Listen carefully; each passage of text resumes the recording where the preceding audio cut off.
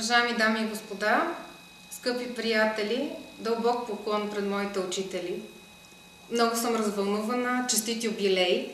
Пожелавам на всички ви здраве, късмет, дразновение и много успехи. Всеки си спомня с голяма любов своето училище и аз съм сред тези, които се гордеят, че са завършили 19-то училище. Много ми е приятно да ви кажа, че си спомням с огромна любов за годините прекарани в това училище. Това е мястото, където разбрах, че искам да стана юрист. Госпожа Атанасова ме посрещна и ми каза: няма начин да се справиш, всички преди теб учиха много дълго история. Ти идваш от паралелка биология и химия. Тя е един от хората, които ме научи да не се отказвам. Един от хората, които ни показа, че трябва да бъдем амбициозни и уверени в себе си. Госпожо Атанасова, благодаря ви за това, че ни учихте да бъдем добри хора. Мисля, че всички ние успяваме по някакъв начин да се доближим до стандарта, който вие поставихте. Една много висока летва. Пожелавам на всички много здраве, много кураж. Пожелавам на всички да преследват мечтите си и да успяват да ги постигнат. Мисля, че всички, които сме завършили 19-то училище, успяваме да постигнем това, към което се стремим. Училището е толкова важно, колкото и семейството, в което си израснал. Понякога дори прекарваме повече време там. С огромна любов си спомням за преподавателите си, виждам се с приятели от училище, поздравявам всички вас и ви пожелавам с огромно дразновение, с много любов да постигнете повече, отколкото сте очаквали, защото основите на 19-то училище ви дават всички шансове да сте по-добри от другите.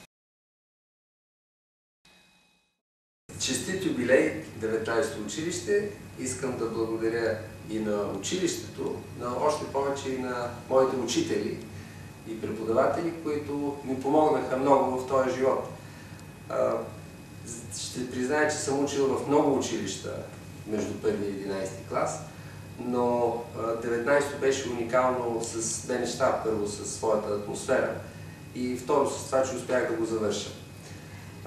Веднага трябва да призная пред учениците, че един път бях на ръба да бъда изключен и от 19-то училище, но това, че бях капитан на отбора по математика, който беше много успешен, ме спаси. Така че учете математика, тя може да ви спаси в неочаквани за вас моменти. На добър час на всички вас и се надявам да се видим преди 180-та годишнина на училището отново. Здравейте, млади възпитаници на 19-то училище! Поздравявам ви с 80 годишнината, която днес празнувате. Аз бях ваша съученичка на 60 годишнината и малко ви завиждам за това, че днес не мога да бъда отново в това училище, което ми даде дух и стимул да съм там, където съм днес.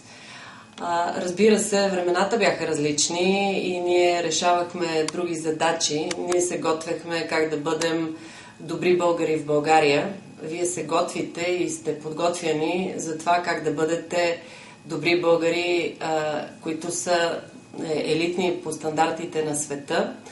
И знам, че с учителите, които ви учат, с многото езици, които учите, с програмите по предприемачество, по които работим и днес заедно, вие ще получите тези оръжия, с които ще превземете големите хоризонти на света. Пожелавам ви от сърце да бъдете големи, силни и вдъхновени като днес през целия си живот.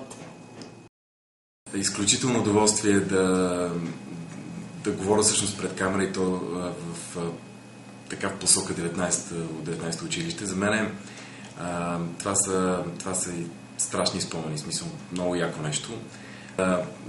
Стрес, който изпитах при постъпването, тъй като започнах 6-ти клас.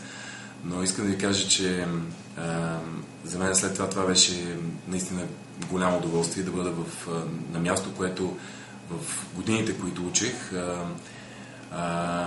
беше на изключително високо ниво. Надявам се и в момента това ниво да е също така, както беше тогава. Това, което бих искал да ви кажа е, че средата, това, което ще ви направи хора е всъщност наистина учителите, мястото, където градите и където трупате знания. Пожелавам наистина училището да върви все така добре и да ражда готини хора. Наистина качествени хора. Това е най-важното.